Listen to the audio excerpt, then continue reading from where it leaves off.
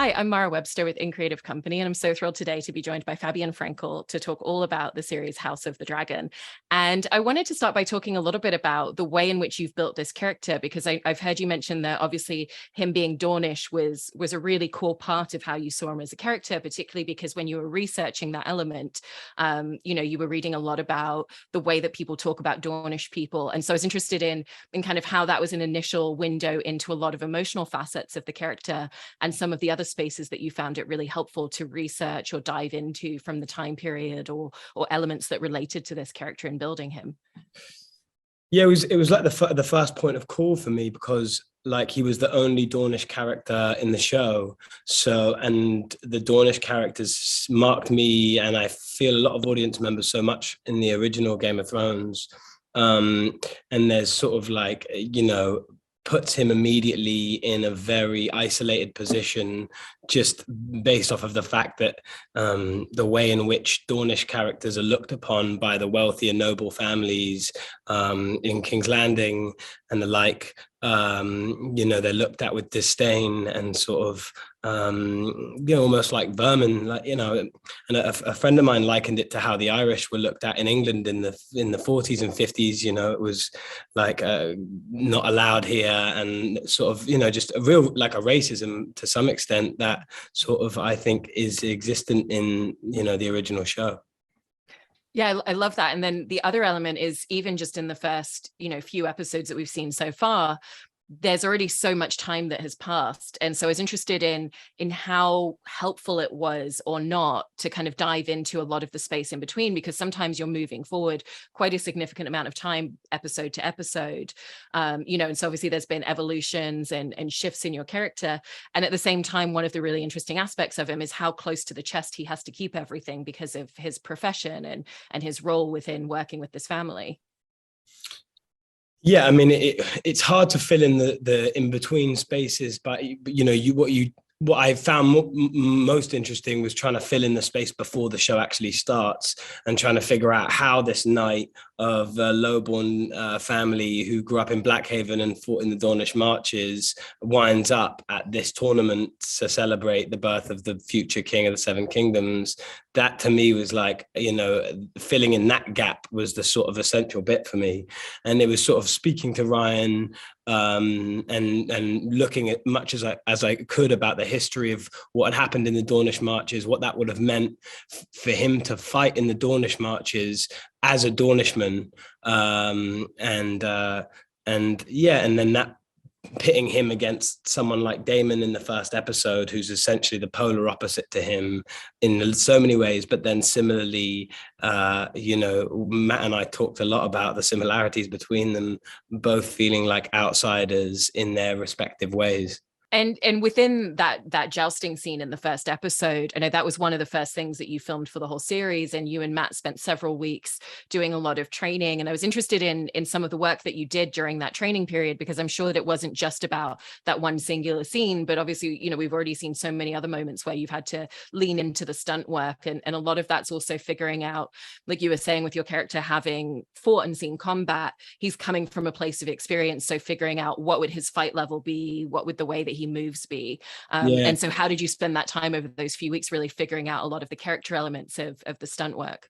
They're really interesting that you asked that, because Matt and I talked about this a lot, about the styles in which people fight, and that Matt wanted to find like an incredibly labored, lazy way of fighting for Daemon, and I felt the opposite for Kristen Cole, that it was effort for him. And as skilled as he was, it's not like Brad Pitt in Troy, who's just this majestic mover and all this stuff. For me, it was like, it's laborious for him to fight. He loves it, but it's labored, it's exhausting. And there's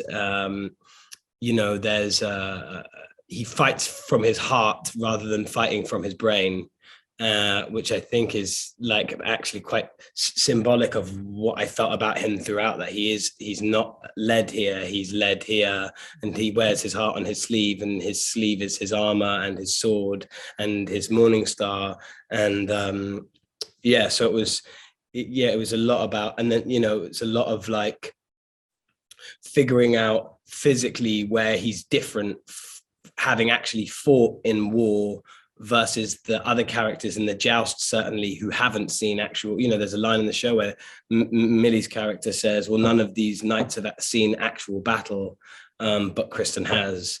And there's a weight to that that I don't think a lot of the other characters necessarily have.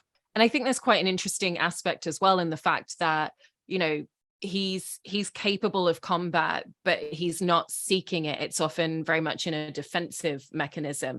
But because of that, he has to have this real control to him and the ability to turn it off and on. He has to be very astutely aware of everything around him and ready to act at any moment, but not the person to instigate. And so how did you view that relationship, and how did that inform a lot of the coming in and out of moments where we see him in combat in the show? What's interesting is like in the later episodes, as the show goes on, he is instigating fights, and Miguel talked a lot about this, about him being a brute and to some extent like a bully and a thug. Miguel talked about him being a thug a lot, which I thought was really interesting, that he, that idea that there's a thug within him, and on the surface, he's wearing this armor and obeying all these rules and standing to attention. And, what I found so difficult when we started is I'm quite like, I want to move all the time and I want things. And in life, we have things. I have a pen to play with, or you have like your phone, or you fiddling with your hair, and actually when you're playing a Knight of the Kingsguard, they don't have any of that stuff. You have just literally the armor that you wear, the two positions you can assume, either at attention or in movement. And I found it took me a really long time to find the stillness that I felt was right. And actually Ryan pushed me in that direction of just because I found it very difficult initially to find stillness within him. And so much of what those nights are is just still. And in terms of finding that stillness, did you find that once you were on set and once you were in the costume in that physical armor that's, obviously weighs a huge amount and isn't very versatile in terms of dexterous movement, did that really help in cementing a lot of that as well? And how did you kind of find the movement in a costume like that, where it has to look like he's very comfortable, he's been wearing this most of his life, and at the same time, as an actor and as a performer, you're adjusting to it, getting used to it, and physically carrying this huge weight around? I wish I could tell you that I just put the armor on and magically like found this character, but it really wasn't like that for me. I always read these interviews with people, they're like, yeah, and then I got in the costume and bang, the character was there. And I'm like, oh God, I wish that had happened to me. I would have like taken me a lot less long to get something that I felt right about.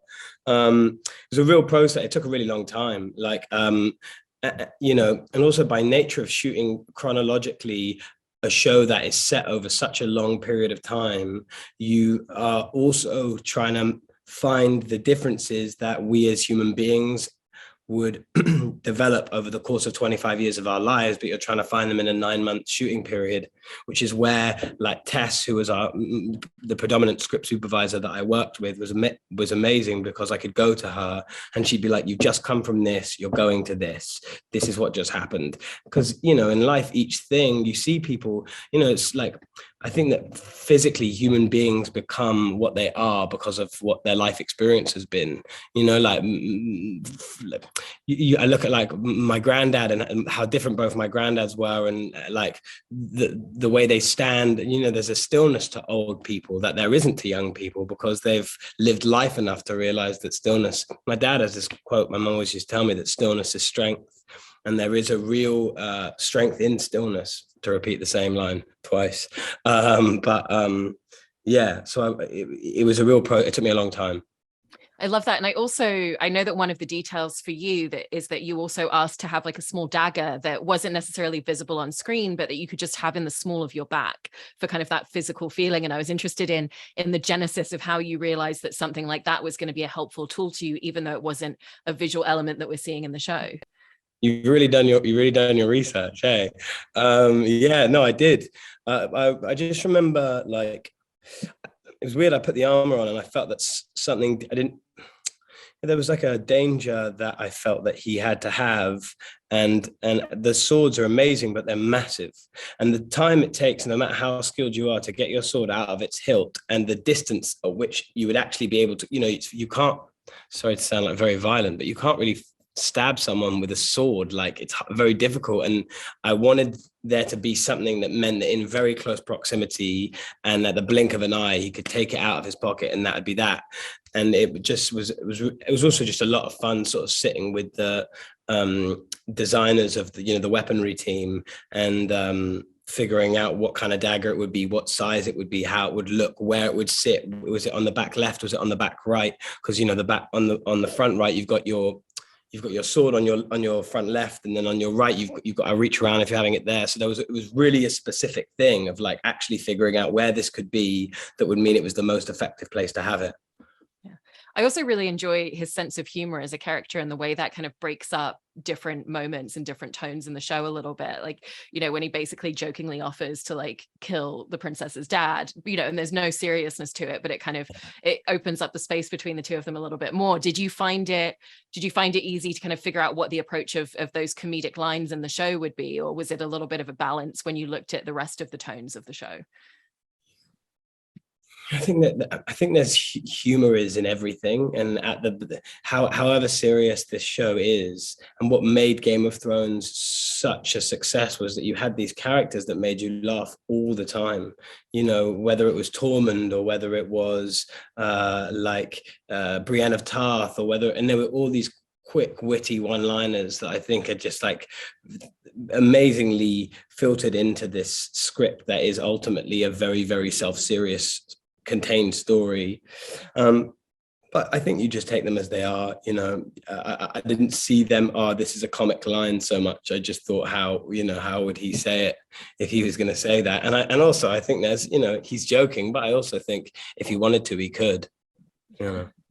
I mean, it also comes forth a little bit in, post the joust scene, the interactions with Matt Smith. I think the first time they see each other again, he's not afraid to remind him, oh, I'm the person that beat you in that duel.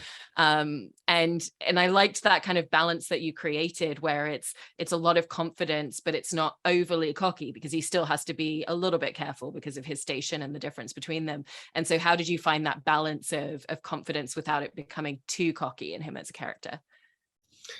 I think it was given to me, but in the writing, to be honest, they didn't write him as an arrogant character, and actually he's just, it's a dance ultimately. All that stuff. His relationship with Daemon is a dance. His relationship with Rhaenyra is a different dance. His relationship with Viserys is a different dance. So, ultimately that's just his relationship with Daemon.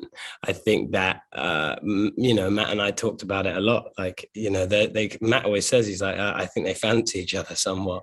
And I think there is like a thing of like, people who you really respect, you end up sort of, toying with, and I think Daemon toys with Kristen all the time, and I think Kristen enjoys it. I don't think especially given the fact that he's bested him already, I think there's a sense of relishing those kinds of interactions.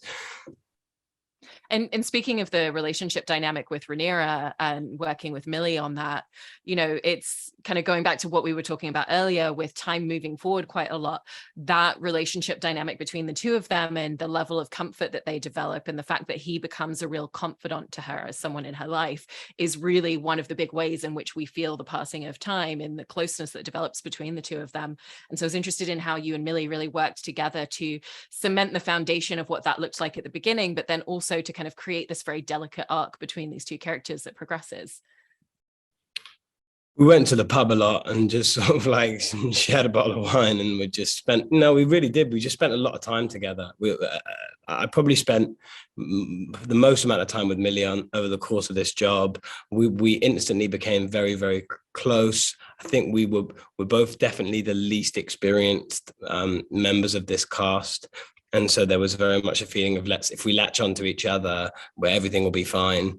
And yeah, we talked about it a great deal. We talked about wanting to feel that people would really care about their relationship, because obviously you also have the relationship that Daemon has with Rhaenyra, which is a totally different thing, where she's kind of in awe of Daemon, and Daemon is this sort of rebellious uncle of hers who also is rebellious within the constraints of the fact that he is a prince and can be rebellious and Cole can't, and when he is, that ends up being his demise to some extent.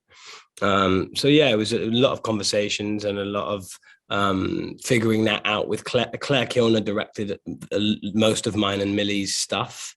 And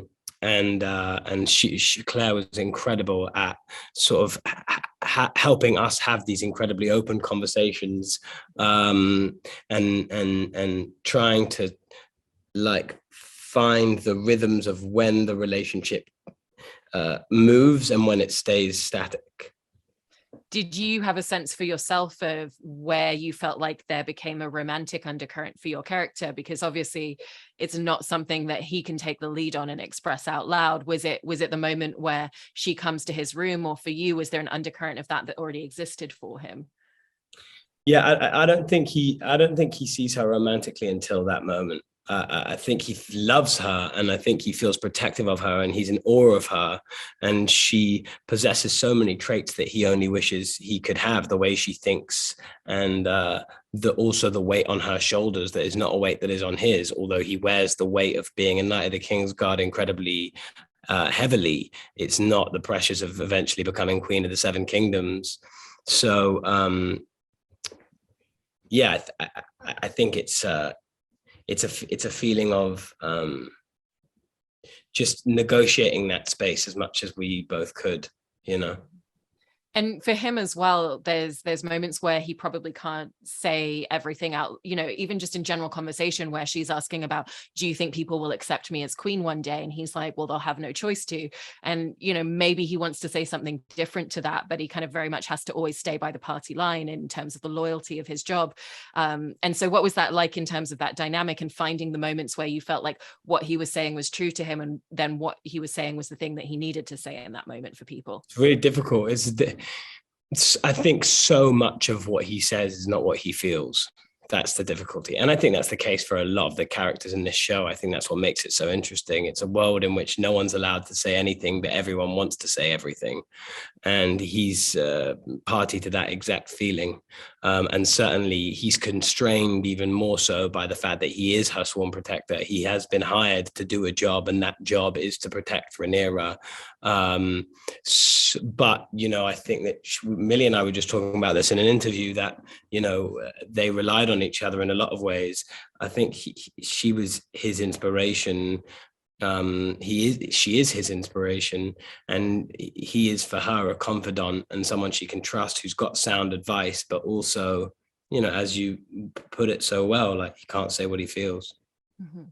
And I wanted to also talk a little bit about filming the scene where Rhaenyra does come and kind of like pull him into her room that night, because I thought the two of you played that so delicately and so beautifully in terms of the different moments and the different emotional beats for both characters and what it means to them to take that action in that moment, you know, and even just down to the fact that she's very much kind of like leading the charge. And, you know, there's even that moment where you put your hand up to kind of try and stop her at the beginning.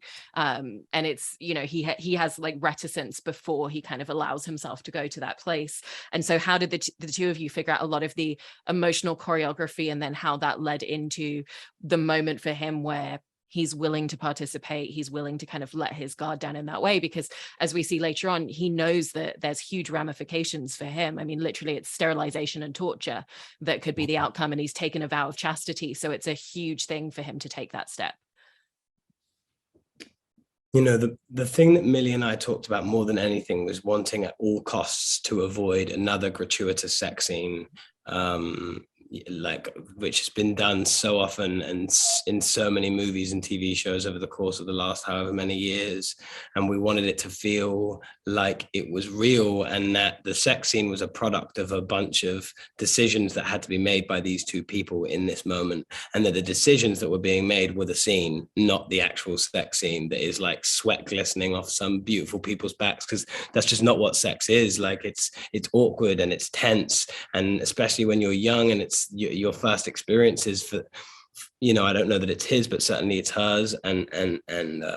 So we wanted so much to find out what it would actually be like. How hard is it to get the armor off on your own? How long is it that we were thinking about? I remember we did it and I was like, how long it takes me to take my shoes off. Like it took me like 4 minutes to get my shoes off. I mean, that's a real thing that would have happened. So the reality of those scenes when you see them in movies and it's cut and these clothes are being thrown off, and next thing you know, they're like, it's just not like that. So we worked like really for a long time and spoke a lot with our intimacy coordinator, Miriam, but predominantly led with Claire Kiorna, who I go back to a lot because I just think she was masterful in handling that scene. As to finding a scene that felt as real as possible, and off the back of Normal People, which had just come out and I thought was so beautifully managed, like their intimacy scenes in that show. And so yeah, it ended up being a scene that I think, Millie and I have spoken about. We're really proud of that scene, and we're proud that it's a very different scene to what we've seen in previous iterations of TV shows and movies set in medieval-esque time periods. Absolutely, because it's all about the moment between these characters and the emotional impact of what it means. And even within that, what it means afterwards, and particularly for him in terms of, wanting this thing, but also the guilt that he feels. And so for you, how did you want to go into the next scene and kind of like, what is it like when they see each other again in the show after this? And what's kind of, going back to so many things being unspoken, now there's a whole other Pandora's box of things that they're not necessarily talking about with each other. Well, I think to make it like feel how life feels, it's awkward the first time you see someone after you slept with each other. Like, it's an awkward feeling. Certainly if it's been a friend of yours or someone you've known for a period of time, there's like a trepidation that goes into it. You're wondering if they had a good time, if you had a good time. And then that added on to that, the pressures of the actual world that has been created in this. You have like, a character who simultaneously probably feels an incredible sense of jubilation at the fact that he's managed to sort of like share this amazing night with a woman that he has developed incredibly strong feelings for, but simultaneously a great deal of regret about betraying his vows as a knight, and also the fear that someone will actually find out. Yeah. And then obviously he ends up in a conversation with the king's wife where he doesn't know that she's talking about a different interaction, and and so that's the moment where he confesses to it. Do you think, had he not been pulled into that conversation, that he would have revealed what happened? Because it does feel like in that moment that the guilt has been weighing on him quite a lot. Yeah, I mean, I think he's very happy for it to stay a secret as long as he possibly can. I think that, Emily Carey played that scene so beautifully. She pries it out of him unwillingly, because she doesn't know that it's him that she's talking about. And the guilt is ultimately too much for him, and he's given an opportunity because of how long it takes her to get to the point of what she's actually trying to say, that he can't bear the anticipation of what might come any longer, and so fully admits to what he's done. And then I also want to talk a little bit about the end of episode 5 and the fight scene that comes into that, because to start with, it's a huge scene with so many actors in it, so many elements. And so there's a lot of intricacies that come even just with filming a scene like that, and even elements of, there's moments where we're really focusing on him in the scene and it's really, narratively driven by him, but then we're also servicing other stories, but your character's still kind of in the frame and in the background. So we're still kind of catching little elements. And so what was the experience of going into filming a scene that's like that grand in terms of scale and some of the intricacies that come with that? It was such a mad scene to shoot, just by nature of the amount of extras there were and the amount of central characters that feature in that one montage essentially of this wedding. It was kind of amazing. Like, I remember I got to set and they set the scene up with your stand-ins, just from a positional standpoint. And again, this is testimony to how amazing Claire Kilner is. But I remember getting to set, the whole thing had been set up and they had Kristen Cole standing in a certain place, and they were ready to shoot, and it was going to be the wide, and everything was set. And I just remember feeling like this was completely the wrong place for him to stand. He was so out in the open, and I thought all he would want to do is be as hidden as possible in a corner somewhere, not facing the party, not facing any of it, because he doesn't want to face what he's done. And Claire literally was about to yell action, and I was like, Claire, I feel like I'm in the wrong place here. And she literally went, cut, stop everything, sat with me for 10 minutes, talked about it. Why do you think this is? And repositioned everything so that I could be leant up against the wall, isolated, facing away from, everything. Sorry. Someone just came in. So it was kind of, yeah, she's amazing, Claire. And we spoke so much about sort of tracking his journey at the wedding and what that would have been. What would it have meant to watch her do her first dance with her husband to be, and what it would have been like to see Damon dancing with her, and how the feeling was when the celebrations occurred and he can't dance and he can't be a part of any of it. He just has to stand there and do his duty as her sworn protector, whilst still experiencing all this stuff, leant up against the wall in all his armor.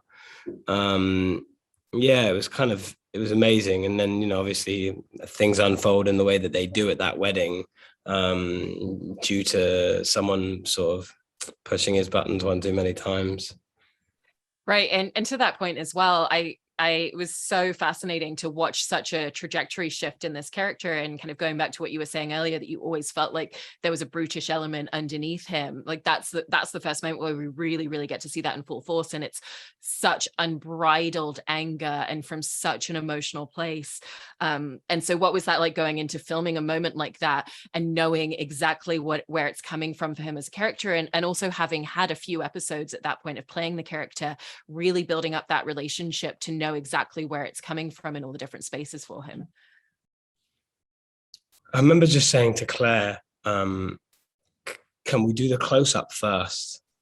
I just said, is there any way we can not, because it was such a physically demanding scene, just literally by nature of throwing that many punches against the sort of beanbag for that long.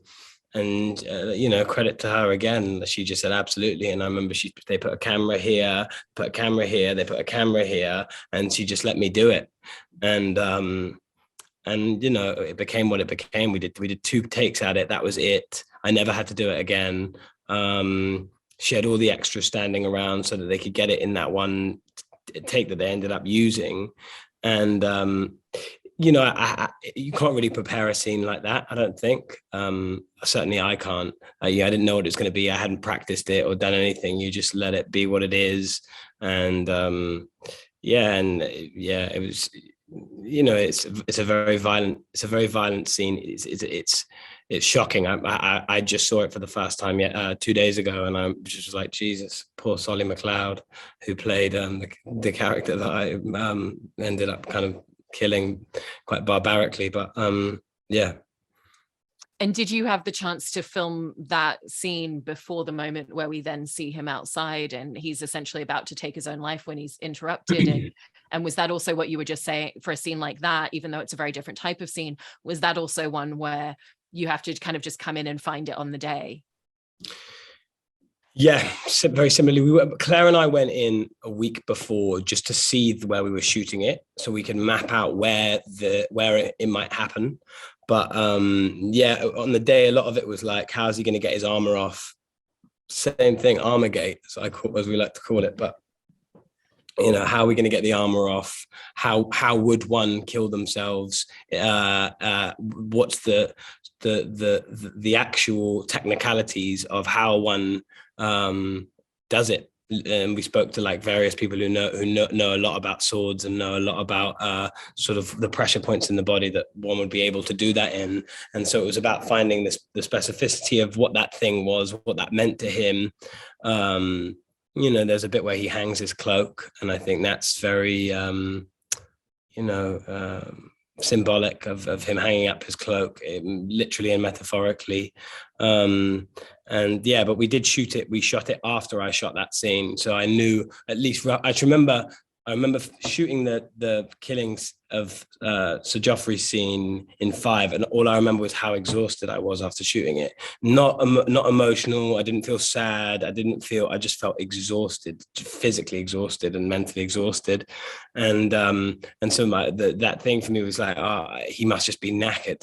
So I didn't want it to feel like some big dramatic emotional moment where he's just knackered, he's done, he doesn't want to be around anymore, he's happy to call it quits. And then, and in what?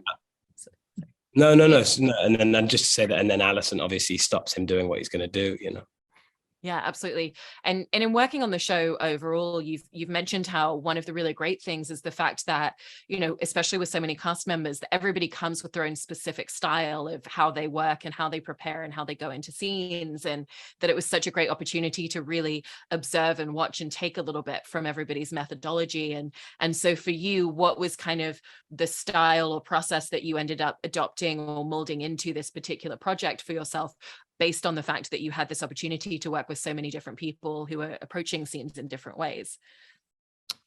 I think it's trusting that you've done the work beforehand, and then trying to enjoy the actual day.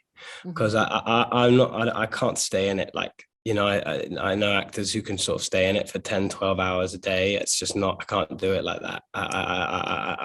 I've done everything I can to prepare. There's no preparation that goes in on the day, because it's all, I hope at least, that what the decisions that I've made leading into this spot of shooting a scene like that, or any scene, is enough for me to trust that what's going to happen will be, and you just got to surrender yourself. Like, I remember the first job I ever did a pilot in America, and I was so adamant that I wanted to be completely prepared. I remember I was off book at the read through. It was like 3 weeks before we started filming for the whole episode. And it ended up being a hindrance. Like, I ended up feeling so attached to the decisions I'd made before I got there that I couldn't surrender to what was happening in front of me, that the chairs were different to how I thought they were going to be, or that someone was sat in a different place to where I thought they were going to be. And actually, if you attach yourself to what you think something's going to be and it ends up being different, if you can't let go, then you're basically fucked. So it's just about sort of surrendering yourself to the people you're doing the scenes with and the surroundings that you're put in. Absolutely. Well, it's such a fantastic performance in these first few episodes, and I'm so excited to see the rest of what you've built into this character in the season. Thank you, Mara. Thank you so much for talking. I really appreciate it. Thank you very, very much. Bye-bye.